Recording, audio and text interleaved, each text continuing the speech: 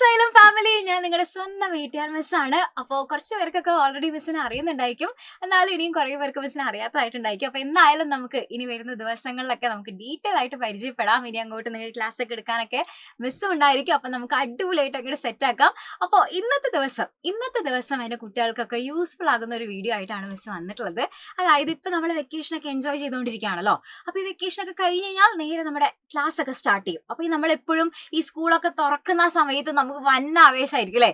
ഇനി അങ്ങോട്ട് സെറ്റ് ആക്കി എടുക്കണം, ഇനി അങ്ങോട്ട് ഞാൻ നല്ലോണം പഠിക്കും, ഞാൻ ഡെയിലി പഠിക്കും, അടിപൊളിയായിട്ട് ഇനി ക്ലാസ്സിൽ ടോപ്പറാണ് ഞാൻ അല്ലെ, അത്രയും നല്ല സെറ്റപ്പ് വഴി ഞങ്ങൾ പഠിച്ചിരിക്കും എന്നൊക്കെ നമുക്ക് വന്നൊരു ആ ഒരു വാശിയൊക്കെ കയറി വരുന്ന ആ ഒരു ടൈമാണിത്. പിന്നെ കുറച്ച് കഴിഞ്ഞാൽ അതൊക്കെ ഇങ്ങനെ പതിയെ പതിയെ പതിയെ നമ്മൾ വീണ്ടും പഴയ ലെവലിലേക്ക് അങ്ങോട്ട് എത്തും അല്ലെ. ഇതാണ് നമുക്ക് എല്ലാ വർഷവും ഉണ്ടാവാറുള്ളത് അല്ലെ. പക്ഷെ ഇപ്രാവശ്യം അങ്ങനെ ആവരുത്. ഇപ്രാവശ്യം നമ്മൾ സ്കൂളൊക്കെ തുറക്കുന്ന സമയത്ത് ഇപ്പൊ ഈ ഒരു വീഡിയോയിലൂടെ മിസ് പറഞ്ഞു തരുന്ന ഈ ഒരു 5 ശീലങ്ങൾ, ഒരു 5 ഹാബിറ്റ് എന്റെ കുട്ടികളുടെ ലൈഫിൽ നിങ്ങൾ ഒന്നൊന്ന് റെഡിയാക്കി എടുത്തു കഴിഞ്ഞു കഴിഞ്ഞാൽ നിങ്ങളായിരിക്കും ക്ലാസ്സിലെ ടോപ്പർ.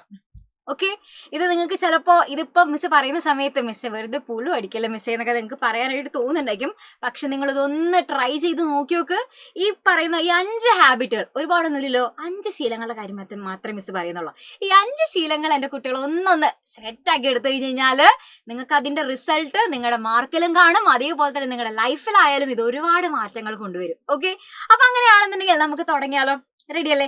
ഫസ്റ്റത്തെ ഹാബിറ്റിലേക്ക് കടക്കാനായിട്ട് പോവാണ്. ഫസ്റ്റത്തെ ഹാബിറ്റ്, ഒന്നാമത്തെ കാര്യം എന്ന് വെച്ചാൽ ഇത്രയേ ഉള്ളൂ. അതായത് നിങ്ങൾ എപ്പോഴും study at the same time daily. അതായത് നമ്മളിപ്പോൾ പഠിക്കാനിരിക്കും അല്ലെ, പഠിക്കാനിരിക്കുമ്പോൾ എങ്ങനെയാ, ഒന്നില്ലെങ്കിൽ നമ്മൾ അച്ഛനും അമ്മയൊക്കെ ഇങ്ങനെ നിർബന്ധിച്ചിരുത്തണം അല്ലെ, പോയിരുന്ന് പഠിക്കുമോനെ എന്ന് പറഞ്ഞിട്ടായിരിക്കും ചിലപ്പോൾ നമ്മൾ ഇരിക്കുന്നുണ്ടായിരിക്കാം. അല്ലെങ്കിൽ നമ്മൾ വെറുതെ ഇങ്ങനെ ഇരിക്കും, വെറുതെ കുറച്ചൊക്കെ നോക്കിയിരിക്കും, പിന്നെ കുറച്ച് ഞാൻ അടക്കി വെക്കും, പിന്നെ വേണമെങ്കിൽ വീണ്ടും കുറച്ച് കഴിയുമ്പോൾ വീണ്ടും നോക്കിയിരിക്കും.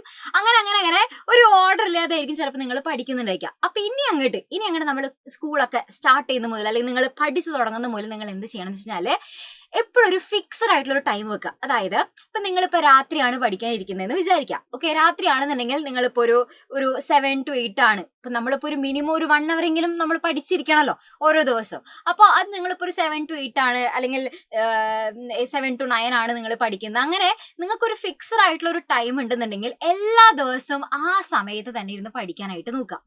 അതെന്തുകൊണ്ടാന്ന് വെച്ച് കഴിഞ്ഞാല് നമ്മളിങ്ങനെ ഡെയിലി ഇങ്ങനെ ഒരേ സമയത്ത് തന്നെ ഇരുന്ന് പഠിക്കുന്ന സമയത്ത് നമ്മുടെ ബ്രെയിനിന് മനസ്സിലാകും, ഓക്കെ ഈ സമയമാണ് നമ്മുടെ സ്റ്റഡി ടൈം. അപ്പൊ ആ ഒരു സമയത്ത് നമ്മളിങ്ങനെ കറക്റ്റായിട്ട് ഡെയിലി ആ സമയത്ത് തന്നെ ഇരുന്ന് പഠിച്ചു കഴിഞ്ഞു കഴിഞ്ഞാൽ നമ്മുടെ ബ്രെയിൻ കുറച്ചും കൂടെ നമുക്ക് പഠിക്കുന്ന സമയത്ത് കുറച്ചും കൂടെ ഫോക്കസ് ചെയ്യാനായിട്ടൊക്കെ സഹായിക്കും. പിന്നെ അതേപോലെ തന്നെ ആരും നമ്മളെ നിർബന്ധിച്ച് ഇങ്ങനെ പഠിക്കാനായിട്ട് ഇരുത്തേണ്ട ആവശ്യമൊന്നുമില്ല, നമ്മൾ തന്നെ ഇരുന്ന് പഠിക്കും. ഓക്കെ, കാരണം അത് നമുക്കിങ്ങനെ ഒരു യൂസ്ഡ് ആയിട്ടുള്ള ഒരു കാര്യമാണ്, നമ്മുടെ ഒരു ശീലമായിട്ട് മാറിക്കഴിഞ്ഞാൽ പിന്നെ അത് നമുക്ക് ഈ പഠിക്കാനിരിക്കുക എന്നുള്ളത് വലിയ ബുദ്ധിമുട്ടുള്ള കാര്യം ഒന്നാവില്ല.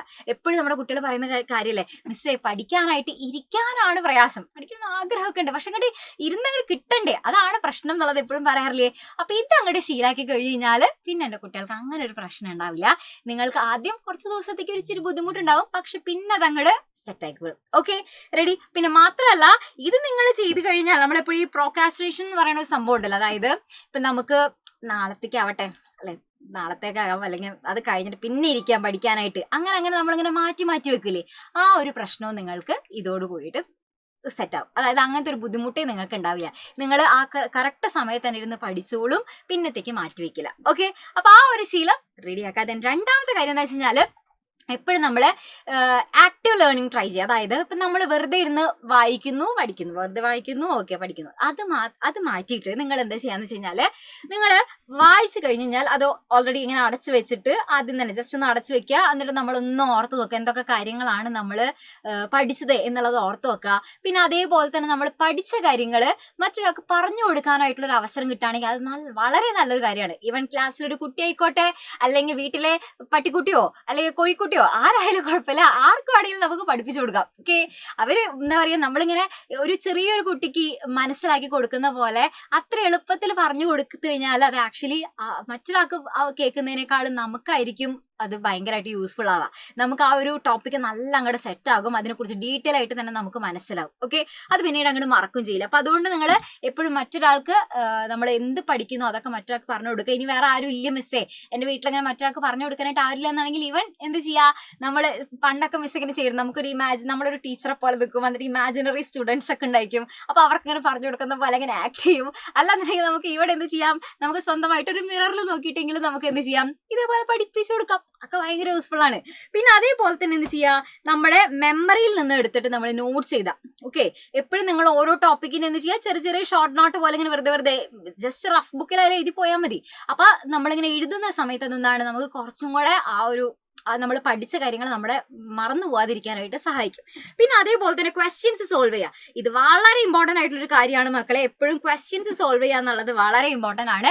നമ്മൾ ഏതൊരു ടോപ്പിക് പഠിച്ചു കഴിഞ്ഞാലും അതിന്റെ ഒക്കെ നിങ്ങൾ എന്ത് ചെയ്യണം, ക്വസ്റ്റ്യൻസ് സോൾവ് ചെയ്യണം. ഓക്കെ, അതിന് നിങ്ങൾ വേറെ എവിടെയും പോകേണ്ട ആവശ്യമില്ല. ഇപ്പൊ നമ്മുടെ ഇപ്പൊ ബാച്ചിലാണെന്നുണ്ടെങ്കിലും നമ്മൾ ബാച്ചിൽ ഇപ്പൊ നമ്മൾ ടീച്ചേഴ്സ് ക്ലാസ് പ്രൊവൈഡ് ചെയ്യുന്നുണ്ടല്ലോ, ആ ക്ലാസ് പ്രൊവൈഡ് ചെയ്യുന്നുണ്ടെങ്കിൽ നിങ്ങൾക്ക് ഓരോ ടോപ്പിക് കഴിയുമ്പോഴും അതിന്റെ ക്വസ്റ്റ്യൻസ് നമ്മൾ പ്രൊവൈഡ് ചെയ്യുന്നുണ്ട്.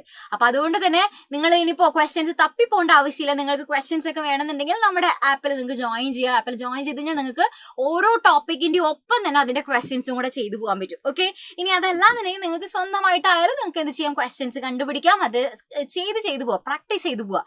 എന്നാലാണ് ശരിയാവുള്ളൂ. അല്ലാണ്ട് എല്ലാം പഠിച്ചു കഴിഞ്ഞാൽ ലാസ്റ്റ് ക്വസ്റ്റ്യൻസ് ചെയ്യാം എന്ന് വെച്ച് നടക്കില്ല. ഓരോ ടോപ്പിക്കിനൊപ്പം തന്നെ എന്ത് ചെയ്യുക, ക്വസ്റ്റ്യൻസ് പ്രാക്ടീസ് ചെയ്തു പോവാം. ഓക്കെ, ഇതാണ്. അതിനുശേഷം നിങ്ങൾ എന്താ ചെയ്യേണ്ടത് വെച്ചാൽ, അടുത്തൊരു ശീലം എന്ന് വെച്ചാൽ, നമ്മൾ സ്കൂൾ വിട്ട് കഴിഞ്ഞാൽ നേരെ എന്ത് വരും, വേഗം സോഫയിലൊക്കെ വന്ന് കിടക്കുന്നു, പിന്നെ എന്തെങ്കിലുമൊക്കെ ഫുഡ് ഇങ്ങനെ സ്നാക്സ് ഒക്കെ എടുത്ത് കഴിക്കുന്നു, ഇങ്ങനെ സ്ക്രോൾ ചെയ്യുന്നു അല്ലെ. അങ്ങനെ സ്ക്രോൾ ചെയ്ത് പിന്നെ നമുക്ക് ഇങ്ങനെ എൻഡ്ലെസ് ആണ്, എത്ര നേരം വേണമെങ്കിൽ നമ്മൾ ഇങ്ങനെ ഫോണൊക്കെ നോക്കി ഇങ്ങനെ ഇരിക്കും അല്ലെ. അപ്പൊ അങ്ങനെയുള്ള ഒരു ബുദ്ധിമുട്ട് മാറ്റി വെച്ചിട്ട് നിങ്ങൾ അതങ്ങനെ നമുക്ക് എത്ര സമയം പോവാന്ന് അറിയില്ല.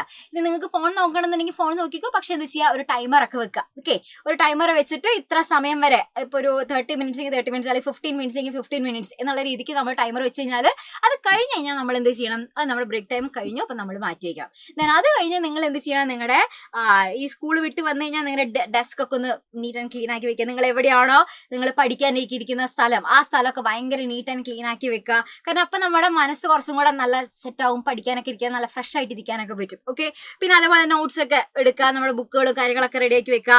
പിന്നെ എപ്പോഴും ഒരു ടു ഡു ലിസ്റ്റ് ഉണ്ടാക്കി വെക്കുന്നത് വളരെ നല്ലതാണ്. ഓരോ ദിവസം എന്തൊക്കെ പഠിക്കണം അതൊക്കെ കറക്റ്റ് ആയിട്ട് എന്ത് ചെയ്യുക, 1, 2, 3 എന്നൊക്കെ പറഞ്ഞിട്ട് ഒരു ലിസ്റ്റ് ഒക്കെ ആക്കി വെച്ചിട്ട് കറക്റ്റ് ആയിട്ട് നിങ്ങൾക്ക് എന്ത് ചെയ്യാൻ പറ്റും, പഠിച്ചെടുക്കാനായിട്ട് പറ്റും. അപ്പൊ എപ്പോഴും ഒരു ടു ഡു ലിസ്റ്റ് എല്ലാ ദിവസവും, അതായത് ഓരോ ദിവസം എന്തൊക്കെയാണ് ചെയ്യേണ്ടത് എന്നുള്ള ലിസ്റ്റ് ഉണ്ടാക്കി വെക്കുക. അതിന്റെ ഒപ്പം തന്നെ ഒരു കോളം കൂടി ഇട്ട് വെച്ചിട്ട് നമുക്ക് ടിക്ക് ചെയ്ത് അങ്ങ് പോവാം. ഓക്കെ, പിന്നെ അതേപോലെ തന്നെ എന്ത് ചെയ്യുക, എപ്പോഴും പഠിക്കുന്ന സമയത്ത് എന്റെ കുട്ടികൾ ബ്രേക്ക് എടുക്കണം.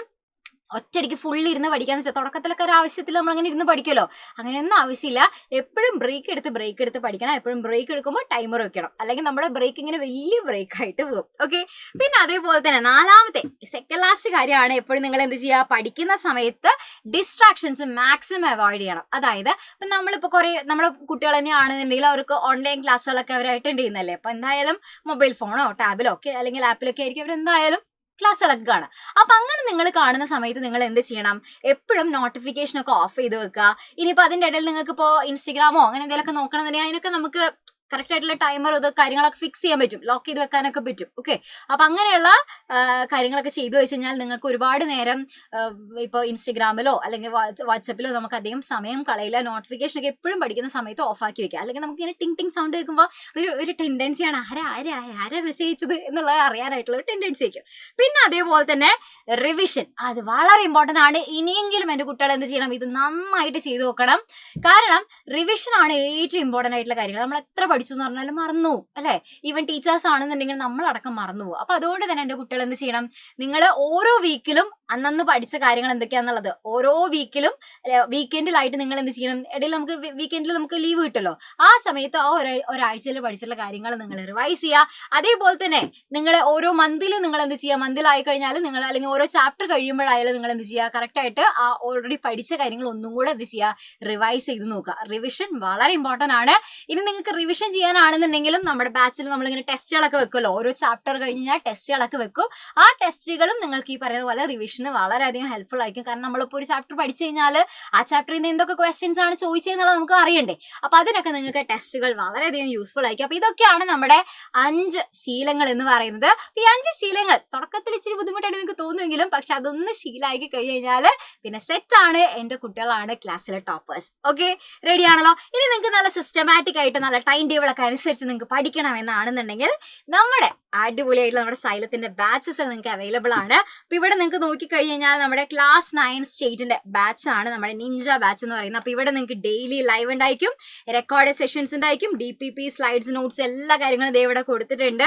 ഇതെല്ലാതും എന്റെ കുട്ടികൾക്ക് അവൈലബിൾ ആണ്. മാത്രമല്ല നിങ്ങൾക്ക് ഇതേപോലെ 3 ബാച്ചസ് ആയിട്ടാണ് നമ്മളിപ്പോൾ ഇപ്രാവശ്യം പ്രൊവൈഡ് ചെയ്യുന്നത്. അപ്പൊ ബേസ് പ്ലാൻ ഉണ്ട്, ഇൻഫിനിറ്റി ഉണ്ട്, ഇൻഫിനിറ്റി പ്രോ ഉണ്ട്. അപ്പൊ അതിന്റെ ഫീച്ചേഴ്സ് ഒക്കെ ദേ ഇവിടെ കൊടുത്തിട്ടുണ്ട്.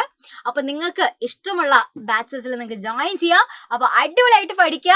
അപ്പൊ ഈ ഒരു ശീലങ്ങൾ നിങ്ങൾ ട്രൈ ചെയ്ത് നോക്കുമെന്നാണെന്നുണ്ടെങ്കിൽ മറക്കാതെ കമന്റ് ബോക്സിൽ കമന്റ് ചെയ്യുക. അല്ലെ മിസ് ഞാൻ ട്രൈ ചെയ്യും എന്ന് പറഞ്ഞാൽ തന്നെ മിസ് ഹാപ്പിയായി. എന്റെ കുട്ടികൾ അറ്റ്ലീസ്റ്റ് ഒന്ന് ട്രൈ ചെയ്യാനായിട്ട് ഒന്ന് നോക്കുന്നെങ്കിലുണ്ടല്ലോ. ഓക്കെ, അപ്പൊ നിങ്ങൾ എന്തായാലും മറക്കാതെ കമന്റ് ബോക്സിൽ കമന്റ് ചെയ്യുക. ഒപ്പം തന്നെ ഇതേപോലുള്ള വീഡിയോസ് ഇനിയും നിങ്ങൾക്ക് വേണമെന്നുണ്ടെങ്കിൽ അതും എന്ത് ചെയ്യുക, കമന്റ് ബോക്സിൽ കമന്റ് ചെയ്യുക. അങ്ങനെയാണെന്നുണ്ടെങ്കിൽ ഇതേപോലെ കുറെ കുട്ടി കുട്ടി ടിപ്സുകളൊക്കെ ആയിട്ടുള്ള വീഡിയോസ് ആയിട്ട് മിസ് വീണ്ടും വരുന്നതായിരിക്കും. അപ്പൊ അതുവരെയ്ക്ക് എല്ലാവർക്കും bye bye, love you all.